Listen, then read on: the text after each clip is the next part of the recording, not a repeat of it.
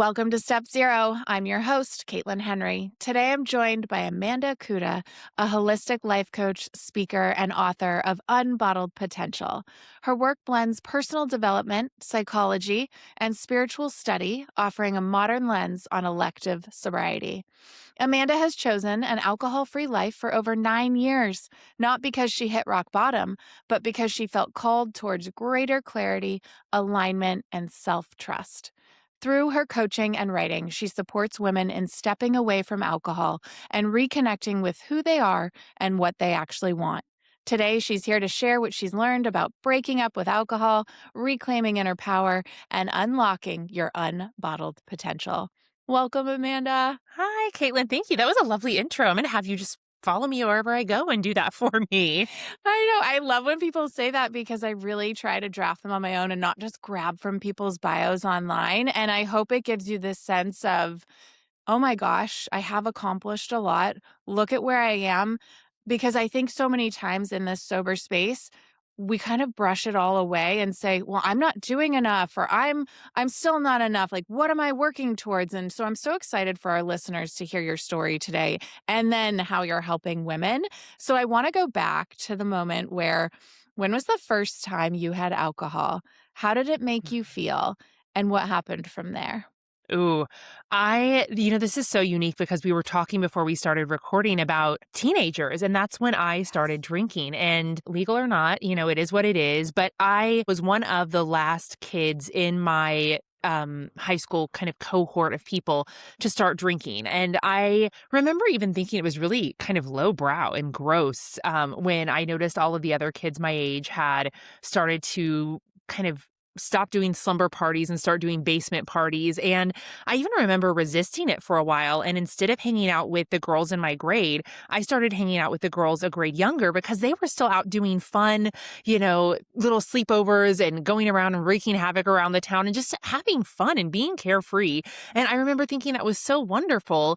And then something happened where it just became well, if you can't beat them, join them type thing. And I remember, having a night where I went out with some of the gals in my grade and they were making strawberry daiquiris or something. And it just feeling like this thing that was a magical elixir that pulled me out of a shell that I'd always been very self conscious of. And so all of a sudden, I had this perceived freedom where I could fit in a way that I hadn't fit in before. Now, mind you, this other group of friends who I was hanging out with loved me and accepted me, and we were all quirky and fun and weird, but there was part of me that wanted to be cool, and that part wasn't cool, and I didn't know how to access the cool part of me without this elixir, this thing that I was given. And so I really then picked up this party girl attitude that I needed alcohol to be fun, to be cool, to be sexy, to let loose, to fit in with the other, kids who I admired who were cool. And that really carried out through my college and 20s. And nothing exceptional about my relationship with alcohol, but it all started, as an effort to go from being quirky to being cool. Yeah, absolutely. And where did you grow up? Because basement parties were a Mhm. thing, and now I live in California. Not a lot of people have basements. No. Where did you I grew grow up in up? the Midwest, and so that was such a huge thing. We would in the summer you're out in a field somewhere, and Yep. or at the lake, and then in the winter you're in someone's basement, and that's just kind of what it turned into. And I realized that that's what everyone was doing. I think women and men too, but need to hear this, that when you're younger and you're drinking that way, you don't have to be called an alcoholic. It could just be you maybe brown out or some of the kids blacked out. You wake up in the morning, you're either at someone's house in a basement or you're in a field and you're like laughing because, oh, what parts of the story don't we remember? Ha ha ha. Everybody kind of drank too much. So for me, I'm resonating with your story because it didn't look like the alcoholic that people presented in the movies. It was Mhm. brown paper bag, homeless on the side of the street. Your drinking can look very normal until you wake up and realize, oh my gosh, this isn't serving me, which is what I love about your story. So take us to where the moment where you thought you had a problem. Mm. Well, I'm glad you asked the question in that way because I also want to kind of pivot back to something in my past that was a really important mile marker or milestone for me, which was my dad's second wife was an alcoholic. And Mhm. she was the most lovely woman. She was so generous and so kind. And truly, I knew that she loved me and cared for me, but she was truly, truly, truly powerless over alcohol. Yeah. And I could not have asked for a more textbook example of what that looks like.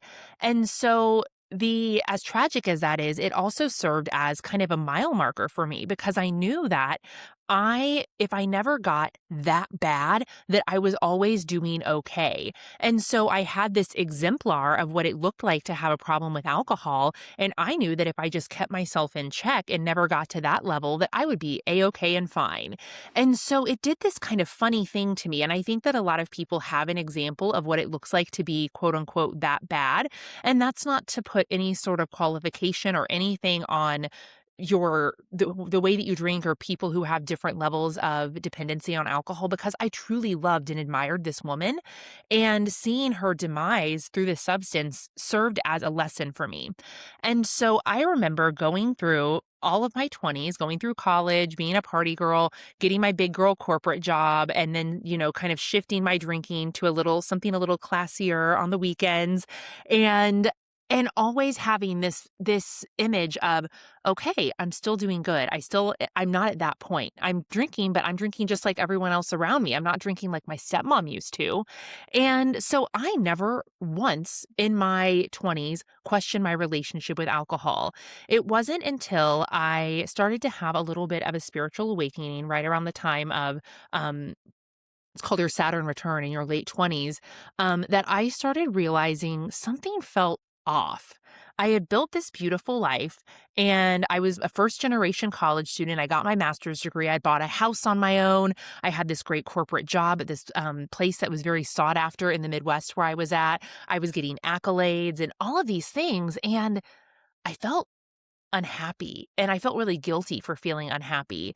And so what happened for me is I never realized I quote unquote had a problem. I started just realizing that my life wasn't the life that I felt like I deserved to be living after all of the effort that I had put in. And so I started throwing solutions at my life. I started doing all of these spiritual, holistic, wellness, self-help, personal development practices. And it was like I was adding in so many things to optimize my life, but they were only making marginal improvements. And so I really stopped to reckon with what's going wrong here because I'm doing all the things. I'm journaling, I'm meditating, I'm going to yoga, I'm following all of the who's who of Oprah's Super Soul Sunday, and I'm reading these self help books and going to therapy, and nothing's feeling so great here. And I'm sure your life on the outside to everyone else looked so good. Were you Oh, sharing yeah. this with anyone, these kind of internal feelings that you're starting to recognize? Absolutely not, because I had so much pride and so much guilt for not Yeah. feeling appreciative of my life. And of course, I was grateful, but I just felt like something was missing. And, I had been given this award in like a pop culture magazine of one of the 20 under 30 young professionals to keep an eye out for. And so I felt like, dude, why am I not feeling like I should be like I should be receiving that? Something feels like imposter. Yes, imposter, like absolute antithesis to what, again, quote unquote, an alcoholic looks like. Mhm. I almost think they should make a movie about people like you and me where they call them high bottoms. I Mhm. don't like that term because everybody's bottom is where it is. Yeah. But it's like on the outside, you have everything. You're even getting Mhm. awards. You're Mhm. not even close to losing an apartment or, crashing and burning your life down. Yeah, not at all. And the confusing that was so confusing for me, especially as a young woman, but now I know as someone who's worked in this personal development space for almost a decade, that this trend spans ages 20s, 30s, 40s, 50s, 60s, and it doesn't matter. It is an ageless problem that we have as especially as women. And it wasn't until I remember coming across two or three specific self help authors that would lightly mention in their body of work their relationship with alcohol and the fact that they quit drinking. And some of them mentioned it a little more prolifically than others, but it really got me thinking because I thought, oh, all of these people who I admire, they're on Oprah. That's what I want to do someday. They're not drinking. And maybe, just maybe, it's not so much about doing all the things and adding more practices and good habits to my life. Maybe it's about removing something that is distracting me from all of the goodness that's available to me. And let me tell you what, Caitlin, I did not want that thing to be alcohol because I had built it up as such a necessary part of my identity. I did not know who I was going to be, specifically from a social standpoint. I had built my entire social life around drinking. I had never gone on a date or kissed a guy or, been romantic in any sense without liquid courage. I just thought, this is impossible. I don't know how to do this. And so I tried to make all these different things the answer. And I kept coming back to it's alcohol. It's alcohol. And I tried to drink less, and that didn't work so well. And then finally, I had this moment of you just have to stop and see what happens. And so it was never a realizing I had a problem, but realizing that this thing is creating problems in my life because I'm not living the life that I believe I deserve and that I'm capable of. And that to me was a huge turning point is reckoning with that idea.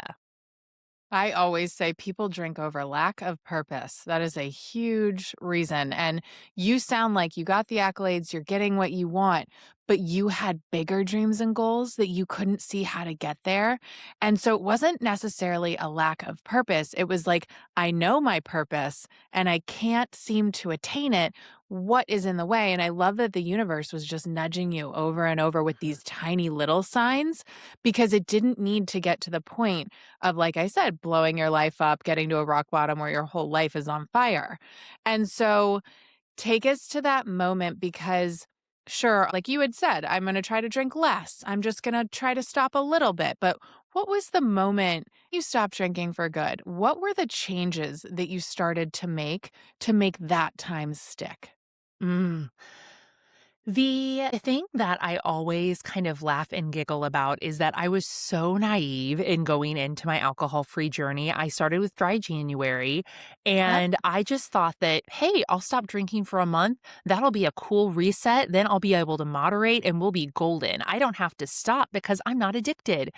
And Yes. something hit me during the middle of that month of dry January where I realized that I was missing part of the picture and I needed to keep going if I wanted to figure out what was missing. And a couple of months into my alcohol free journey, I talk about this moment in my book because it was so profound. I'm in the shower, like shampooing my hair, and all of a sudden I hear this voice of my inner guide. And it says to me, Amanda, I can see you doing big things in this life, but I can't see you doing them with alcohol in the picture. And I felt, Caitlin, like I'd been punched. Truly, I got to the ground in my shower trying to catch my breath. I'm sobbing out of nowhere. And I just felt that something was so true about that statement. And here's the deal, I actually didn't know what my purpose was. I just knew that I wasn't on it. I was doing great. I had a good job. I wasn't like, some doing some sort of treacherous, terrible workout in the world. But I knew that I had chosen that path because people told me I should choose it, not because it's what I was truly meant to do. And Oh, stop so, right there. yeah, We have to repeat that. yeah. I I didn't I the path that I was on was fine. It was perfectly fine. I was, again, checking all the boxes. It was a good path, but it wasn't my path.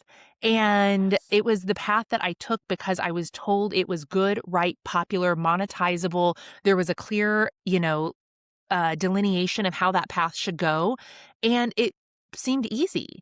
But the thing is that Yes. the the thing that we are meant to do isn't always that clear cut. And I knew that I would never get the clarity around what I was actually supposed to do until I got off the hamster wheel of drinking because that was fogging my mind. It was keeping me dull and complacent. And I needed full clarity to understand what big thing it was that I was supposed to do in this world. I couldn't fathom it as a drinker. And even though I knew there was something there, it was like so foggy and fuzzy and unrealistic to me that I just I'm so grateful of that voice of my inner guide for coming to me and telling me, basically, keep going. You're on the right path. Don't stop now. And I didn't. And I'm so grateful that I listened to that voice because it truly, as you can attest to, and most of your listeners are hoping for, or maybe on the path to, it transformed my life. It gave me a level of permission and clarity that I'd never had before. And that doesn't even answer your question of what I did to change, which I'm happy to answer as well. But I think it's so important to know that I had this moment of, you have to keep going because there's something here that you're not even experiencing and seeing yet, and it's bigger than you could ever imagine. Yes, and there is that moment where people say it's this unconscious mind coming to your consciousness, and it happens through things like that. You have this intuitive moment. I was journaling something when it happened. You can be writing something, but it is this, I don't want to call it a burning bush moment, but the fact that Mhm, you got on your bathroom floor and you're basically crying out, I know, like, I know that that's true, but I haven't been listening. And what I mhm, wanna go back to that you said something about earlier is the spectrum of addiction. mm, It's called alcohol use disorder now, mhm. which wasn't out 8, 9 years Yeah, ago nope. when you got sober and 7 years for me. Like, they've really come up with that there is a spectrum of addiction. Everyone, human beings, biologically are addicted to substances. It doesn't have to be alcohol, it can be sugar, it can be sex, it can be food. And so on this spectrum of addiction, we all have those substances and we all land somewhere. And what I love about your story is that, again, you didn't have to land all the way at the side of, I'm an alcoholic, this is rock bottom. It's like, I'm still playing with this spectrum and I can still handle it and I am not driving my life into the ground. And so to have this pivotal moment is beautiful and what a gift. So I want to get into later your higher power. But yes, I want to hear, like, okay, so you made the decision. So what did you start to do that was different this time? Well, the good news is, Caitlin, that I had already put a lot of the pieces in place. Like I said, I was already meditating, going to, all of the spiritual practices, going to retreats, reading self help, going to therapy. I already had a lot of the tools, but it's just like there was a barrier that was keeping those tools from being effective and keeping them from being fully absorbed into my system. So, one of the things that I noticed was that a lot of the practices that I'd already been curious about and exploring and putting in place, all of a sudden they just clicked and things started to be a lot easier. But the real thing that I had to reckon with, we all typically drink for one of two reasons, and it's usually a combination of the both. One is social discomfort of some kind and feeling like you need to be more of something or less of something socially, or emotional discomfort. And the social discomfort is really emotional discomfort, but we usually identify with one of the two a little more clearly. And so, recognizing that my drinking wasn't just because it was fun or that's what everyone else was doing or because I liked the taste. I didn't, by the way, but some people say that about wine, or I liked the experience. Yeah. It was because I was trying to achieve or avoid an emotional state that I was uncomfortable with, or I thought that was more desirable than how I naturally was. And I had to get really clear on, okay, what undesirable states am I avoiding when I drink alcohol? Where do I not have tools to cope? And what more quote unquote desirable states am I trying to achieve that I feel that I'm not capable of achieving on my own? And how can I actually start to identify where the problem and the opportunity is at and start giving myself tools and resources to achieve that naturally on my own with my own effort and tools instead of cheating with alcohol. And so that was really the So first step. yeah, and I'm gonna stop you there because were you doing this all on your own or were you on the internet searching things? How did you come to these realizations and did you have any support system at first? Mhm. Oh, I had nothing because Yeah. you have to remember at this point. So I've been, as you said, alcohol free 9 years. At this point, the modern sobriety movement was just on the cusp of getting popular.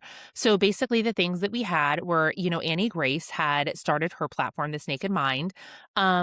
Holly Whitaker and Laura McCowan had their podcast called Home, and maybe there was a couple other podcasts, but a lot of them still were rooted in recovery language, and that didn't resonate for me, and so there was this, like, "Oh, it's close, but, like, not quite," kind of feeling that I had, and so I didn't feel comfortable using a lot of the resources that were available because they just didn't feel like quite the right fit. I really wanted someone who looked like me and had a story like me to be the guide, and there wasn't anyone. So I was kind of just like patching things together.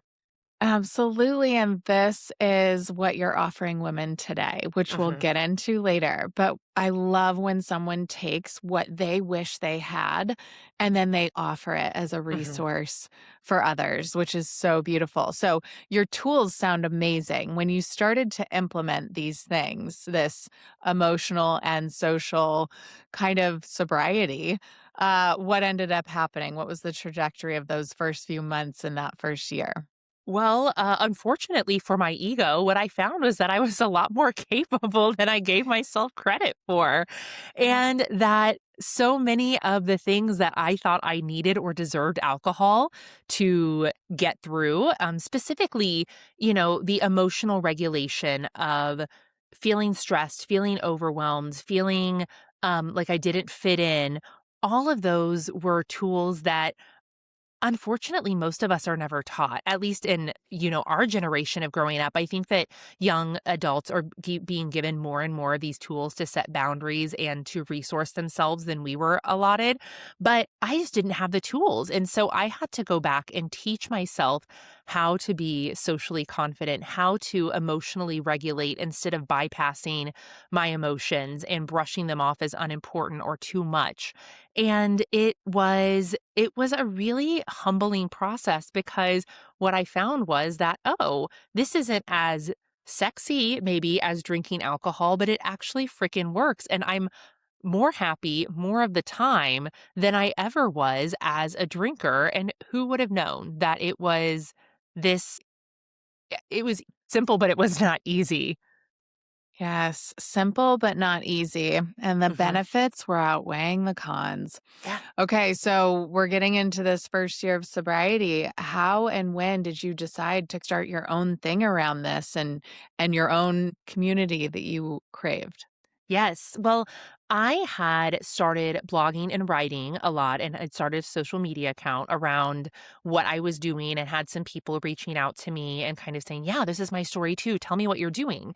And so I started to create some resources. But I will tell you, Caitlin, the pivotal turning point was when I was single at that point. And so I was going out on dates with guys, and this guy who I really liked decided to do a little recon on me before we went out, and he found my blog and read the whole thing. And I could not have been more basically mortified because it was not meant for him. It was meant for people like you and your listeners that really wanted this support. And I remember that being actually such a gift because he communicated to me that he thought it was really cool what I was up to and how I was sharing my story.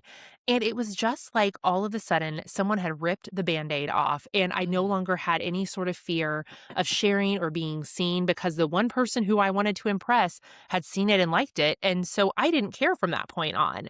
And I started much more boldly sharing and creating and realizing that if I couldn't find the resource that I needed and I'd had to create it myself, that it was my moral authority to share that and do it for other women. And of course, notwithstanding, I had a lot of experience and had gotten some certifications that allowed me to do that with credibility and with high integrity and ethics.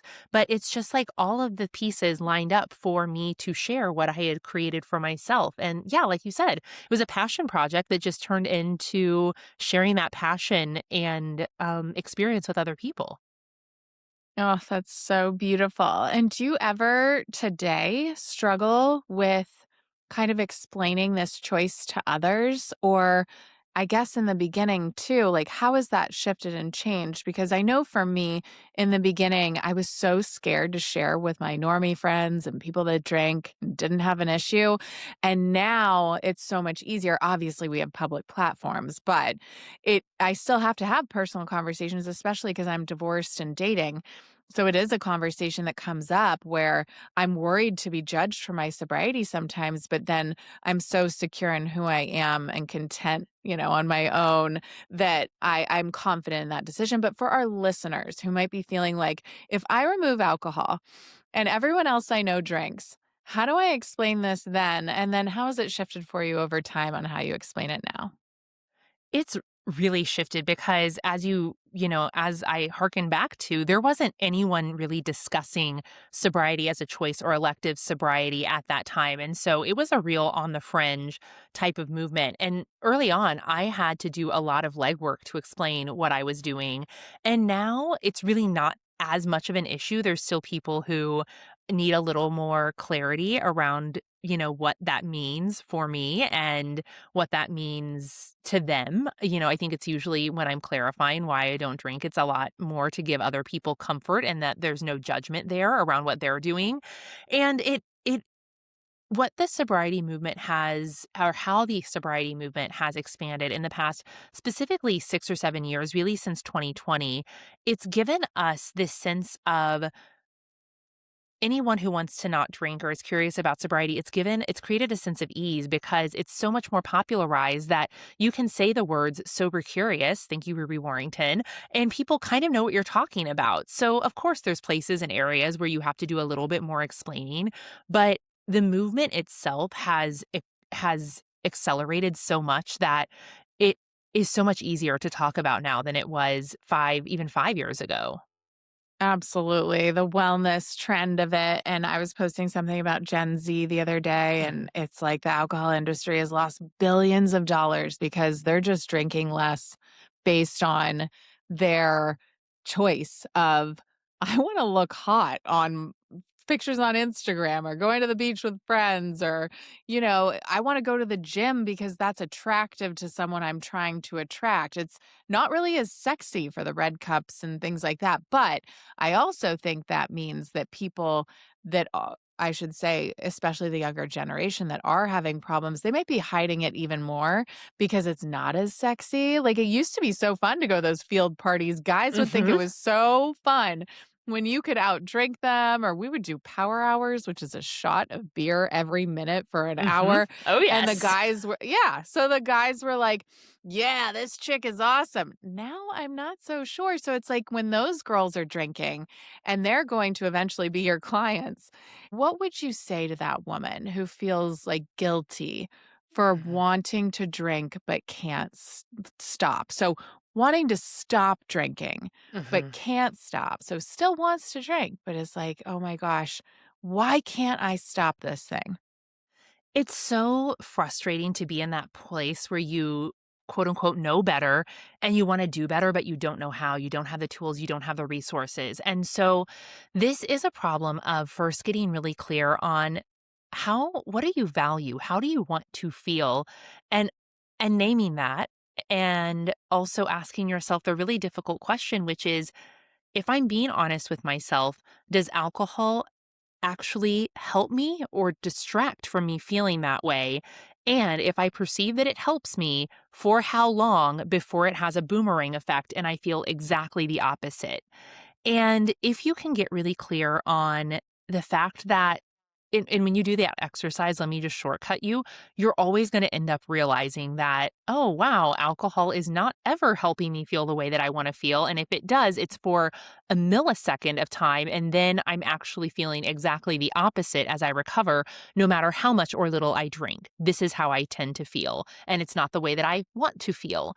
And if you can get clear on that reality, then you're not admitting you have a problem or, trying to shame yourself into stopping drinking because when you want something and you're not doing it, there tends to be this cognitive dissonance that creates shame. But if we can stop the shame process and actually look at what is it that I desire? What is it that I want that's out here and up here? And how can I actually go after that instead of running away from the shame and the frustration that I'm feeling? It just creates this different type of inertia and momentum that you're going towards something that you desire and you're really clear about that versus trying to get away from something that's creating shame in your life. And I think that if you can start at that level, you are going to just create a powerful platform for yourself to move forward from. Oh, this is so beautiful. I want the listener to pause. You can rewind and listen to that if you want, but all I really want the listener to ask is, how do you want to feel? Like, if you're driving, pause the episode, ask yourself, "How do I wanna feel?" and start speaking it out loud.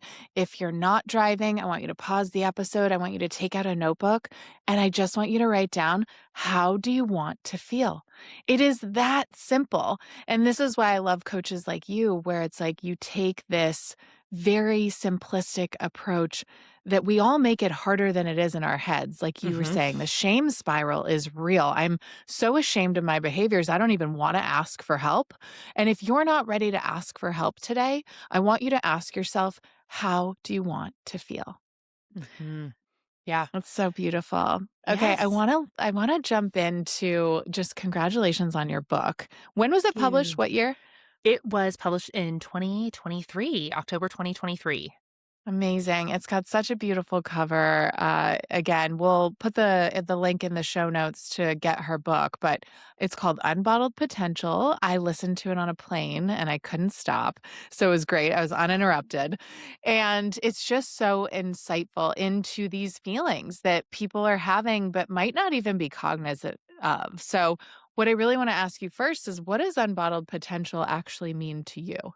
Yes, it is something that came to me when I realized that I was doing my path to sobriety so different because I was so focused on, again, that North Star, that this burning desire, this burning feeling that I had something within me that was unexpressed, some sort of potential that was being just dampened with my relationship with alcohol.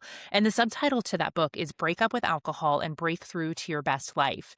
And I wanted to communicate to people that you have something within you that if you are drinking at a regular, consistent basis, and specifically if you're uncomfortable with that and you're sensing that alcohol is in some way holding you back, I want to teach you all the little nuanced, specific, hidden ways that alcohol has actually infiltrated your body, mind, and spirit and is keeping you from expressing that potential because it's not just the way you feel when you have a hangover. There are so many other ways that the mindset that we put around drinking alcohol is keeping us small and unexpressed and unfulfilled. And if we can view it in that way, that it's not just an isolated activity that we feel the implications from for 24 or 48 hours or sometimes a little longer depending upon what you're drinking and doing, it's something that's bleeding over into every aspect of your life. It really just changes how you approach your alcohol-free journey, and I really wanted people to see that and to recognize it. Yes. And again, what we spoke of earlier, you had purpose in life, but really it was like, what is the potential that I'm missing out on here? I think for me, I Googled a lot in the beginning and I watched TED Talks and I watched anything I could find about just this rat race we all feel we're in, where we're constantly comparing ourselves to others, especially on social media. I never sat down to ask how I wanted to feel or what my purpose was that was greater than myself. And Mhm. so she has lots of tips and tools in there. So if you're asking yourself those same questions, but what parts of yourself did you really find once alcohol was gone? What were you realizing more and more the more years you became sober? Mm. To go back to what we were just speaking about, which is how do you want to feel? Two of the feelings that I wanted to feel, and there were a couple of more, but two of the most profound ones were I wanted to feel authentic and I wanted to feel spiritually connected. And I had to reckon with the reality that the me who was coming out as a drinker, not just during my drinking time, but during my sober time in the week, was not the real me. It was a manufactured version of me that I was using alcohol to uphold. I was using alcohol to bypass the discomfort of being this inauthentic manufactured version of myself. And I got sick and tired of it. I wanted to figure out, first of all, I'd become so good at putting on this mask, at being this manufactured version of myself. I wasn't even sure actually which parts of that were me and which parts I was playing a part for. And so I needed to peel back the layers and ask, who am I under all of these charades that I'm playing to be good, right, and popular in the world? And how can I feel comfortable and proud of being her?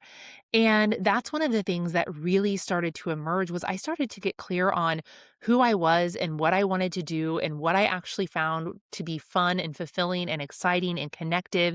And it wasn't a lot of the things that I was doing as a drinker. I was actually just drinking my way through those activities because I hated them so much and they were so out of alignment.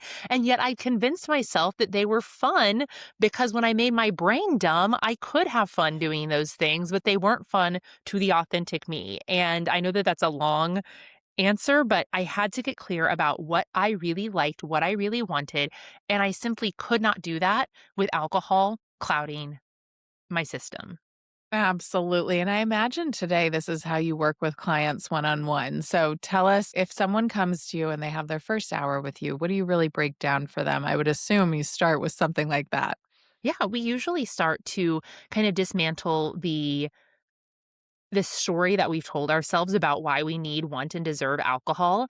And everyone has a similar combination of them with their own unique twist. And it's really important for me to understand what is unique to you and how you're using alcohol to basically self regulate and then help you start to have faith in yourself that you could regulate without that tool, and start to share with you new tools that you can test and try to replace alcohol. And it's not just, let me just be very clear because I really, really respect the alcohol free movement right now and all of the alternatives that are coming up. But it's not as simple as finding a mocktail recipe to have instead of your nightly glass of wine or your nightly margarita or whatever it is you're having. That's a great asset, but it really is this internal process that you need to go through. It's not just oh, we replace A with B. And if you're someone who senses that and is willing to go through that process and receive the benefits of it, I that's exactly what I love to do. And what I'm it's really in my zone of genius to help you uncover and recreate your life without alcohol being such a centralized point.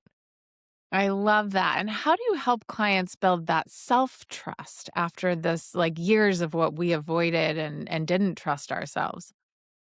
It's really about doing small simple things to flex the self-trust muscle.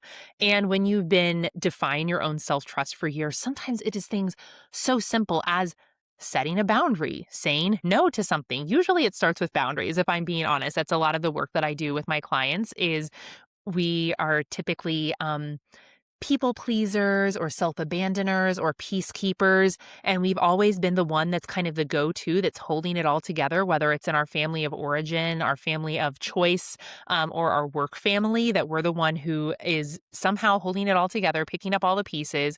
And we have to learn how to not do that all the time and not be the peacekeeper that is abandoning themselves to the point that they need alcohol at the end of the night. And if we can really embrace that as and get out of our comfort zone and do some things like setting some boundaries, you give yourself just a more level playing field to go on this journey on.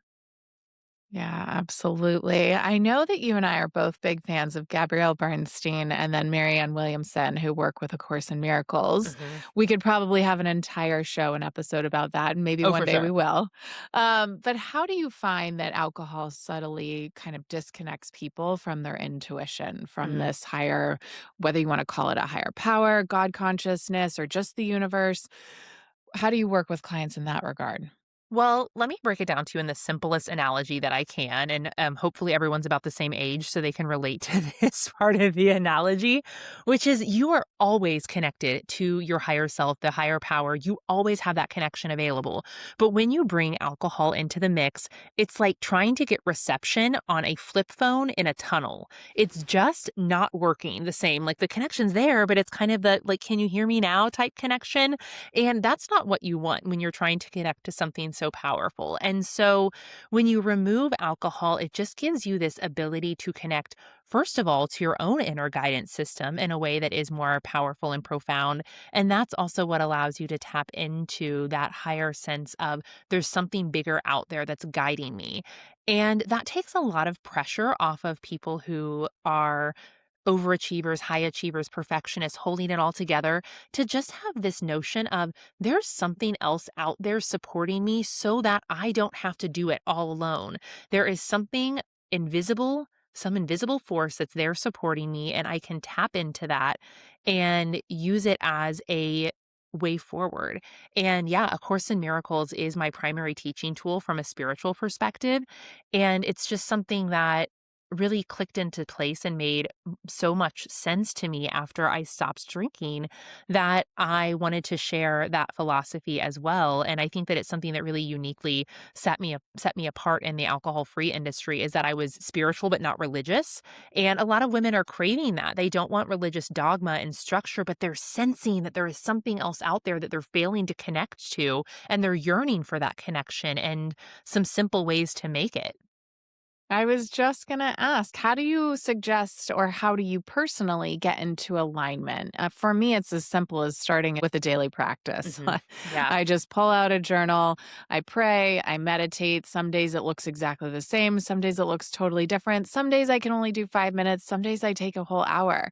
How do you find your alignment? And then how do you help clients do the same? One of my biggest processing tools is journaling and putting pen to paper. And I know that that feels confronting for some people.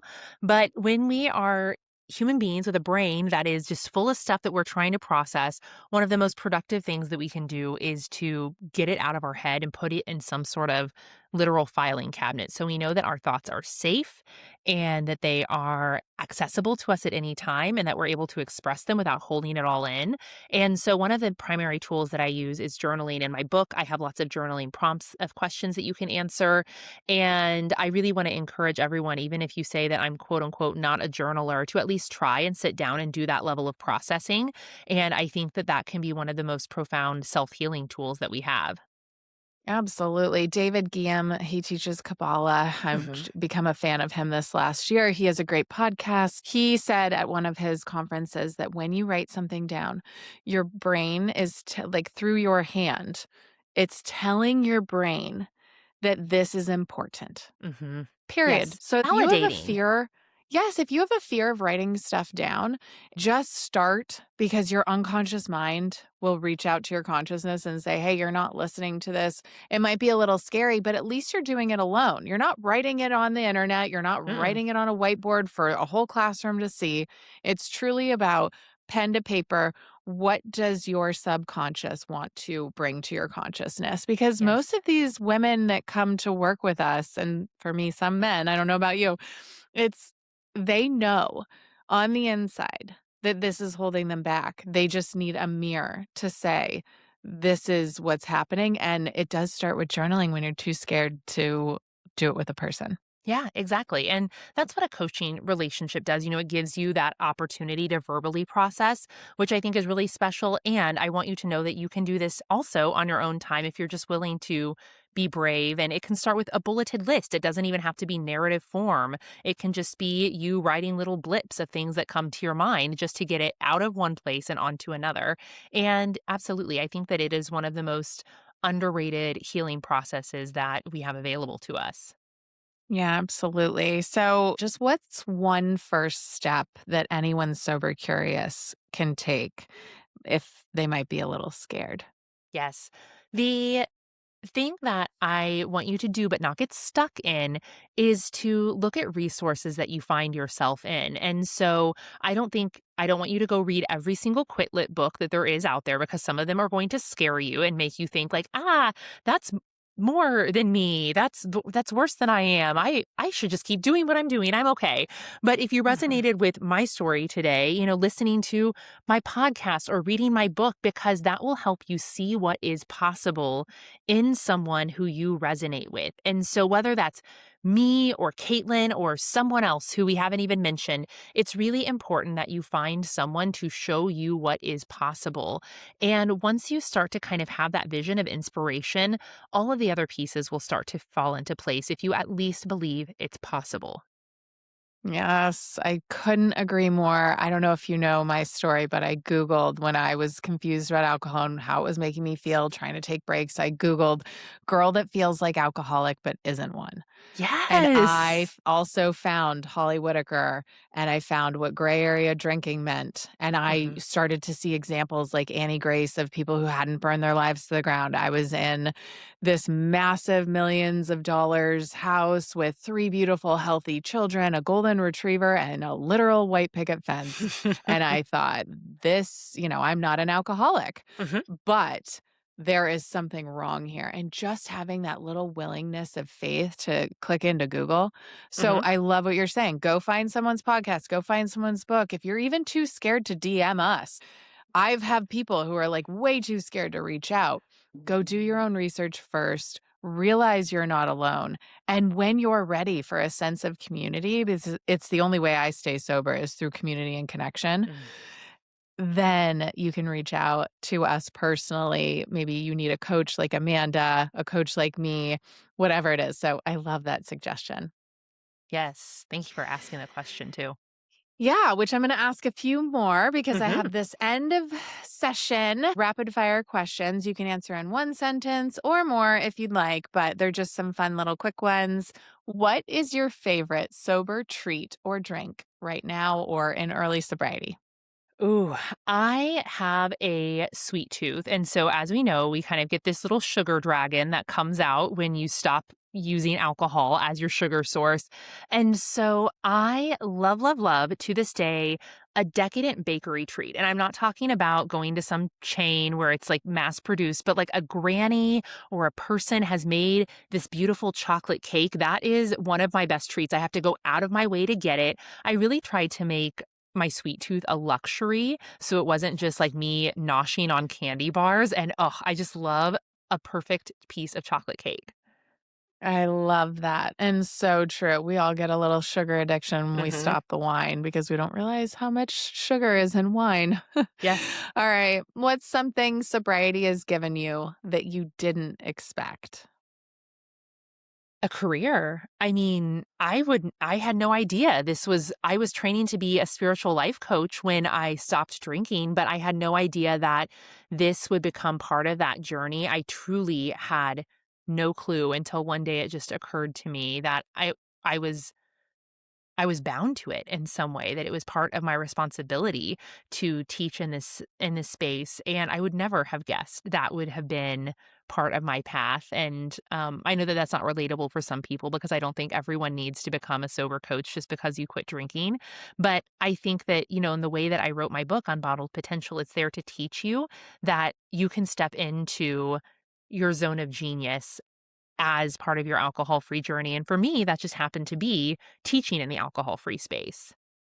Absolutely, and taking those moments from early childhood with your stepmom, seeing that kind of as this example and saying, if I feel this way, that I never thought I was as bad as her, but I still needed to stop drinking. You really took some of your pain and turned it into purpose. And Mhm. that's what I love about working with clients. Sometimes we have to go through these painful moments because it puts us on the trajectory of where we're supposed to go and what we're supposed to be doing, which you're such a good example of. And yes, there's going to actually be a lot of people on here who are like, maybe I could be a sober coach. That's also a beautiful thing. So I agree with you. You don't have to stop and become a sober coach. But if you are interested, this is also a great path. Mhm. Absolutely. All right. What helps you stay connected to yourself when life feels super noisy or overwhelming? I'm gonna have to go back to journaling again and just really taking that time to acknowledge and honor my own inner thoughts and not to brush them off as unimportant or too much or whatever it is that we've been conditioned to tell ourselves. It's really staying in that practice. And anytime I've defaulted or accidentally leaned away from it, I felt anxious and untethered. And that's not the way that I like to feel. So, really, really, journaling has been a huge saving grace for me. I resonate deeply with that. And I'd also like to tell the listener a lot of people are like, oh, if I don't do it first thing in the morning, then I just can't do it at all. That's BS. Is sometimes if I'm feeling really uncomfortable in my own body, I remember don't just pick up the phone and try to rant to someone else. I pull out my journal midday or in the Mhm. evening, and you can get anything out at any time. It is a really Yes. beautiful practice. I Mhm. love that. All right. So I always end with this trend on social media that's probably really old now, but I love it. And it's if you could have coffee with your younger self, what is one thing that you would want her to know? Mm. I would want her to know that she needs to trust the process. And I think that so many people would go back and tell their younger self something that would alter their path. But I know that every ounce of pain and frustration and chaos that sometimes I created for myself, and quite often I created for myself, is what has set me on the path today. And that's not to spiritually bypass or say that those things are not important. But I know that if I would not have let myself get so off course with a course that other people had picked out for me, that I would not have experienced the discomfort that I needed to stop and pivot and go down the path that is right for me. And I think that that all happened divinely. I had to go down this one specific path and make it so far so that I would have the tools and resources and knowledge of what wasn't for me. And I think that as tried as it is, I would just tell her, "Trust the process, it's all gonna be okay in the end." And I don't even know what the end is at this point. I'm just 9 years into this specific part of my journey, and I still sit with that sense of all of those things that seemed really terrible and treacherous at the time had to happen in order for me to reformulate my life into what it is today. And you said you were craving authenticity when you first got sober. And what I love about Amanda is how authentic she is today and Thank you. how you've really just been a light for so many. So, where can listeners find you and your book, Unbottled Potential? And then also tell them about what's happening with your podcast. Yes. Well, thank you, Caitlin. And I want to celebrate before I say that I know that this is your 7 year sober anniversary today. So I just want to give you a little like toot of your own horn because that is a Thank huge you. accomplishment and what you're doing in this space. And it's so beautiful for me to see how this space has evolved from the time that I started working in it to, what you're able to do today and how you're able to show up and work with women and men, as you said, and change people's lives. And if Thank you. you're welcome. Thank you for having me pause and acknowledge that. If anything that I say resonated with you today, you can find me. I'm mostly on Instagram at Amanda Kuda. My book is everywhere books are sold. He's super easy to find on Amazon. It's called Unbottled Potential. And I found it at our Barnes& and Noble here in Los Angeles, and I Yes. literally posted a picture on social, and I was like, "I found you in the wild." I Oh, think that I is love it. so cool and just gives me hope that one day my book will be on the same shelves. It will be, and it will. It will. And it's so cool to see it out there and have it in people's ears or in people's hands. So I would be so honored if you would read or listen to it and let me know what you thought. And yeah, I have my podcast that is relaunching. It's also called Unbottled Potential, and you'll be able to get that wherever you listen to podcasts soon. Awesome, and then what offerings do you have right now? I personally checked out your website and saw the cool things you're doing, but if our listener wants to work with you, how can they do that? Absolutely. I have two different ways to work with me. If you are someone who's looking for a shame free spiritual approach to regulating yourself without alcohol, I have my group program called Awaken Without Alcohol that you could join. And if you're someone who is an entrepreneur in the wellness space or you're a aspiring entrepreneur and you really want more private targeted support in kind of reaching your potential without alcohol getting in your way, then I offer private one-on-one coaching for women who feel like that resonates with them. And either way, even if I'm not here to support you in those areas, I would love to just connect with anyone who feels that this story resonated with you today. Awesome. And her website will be in the show notes, but Kuda is spelled Kuda. So Yeah. amandakuda.com. Amanda, thank you so much for this grounded and honest conversation. I'm so grateful for your voice and your work. And then I just want to say to our listeners, just remember, you don't have to hit rock bottom to stay sober. You just have to choose to stop digging. Cheers till Mm. next time. Bye, Amanda. Bye.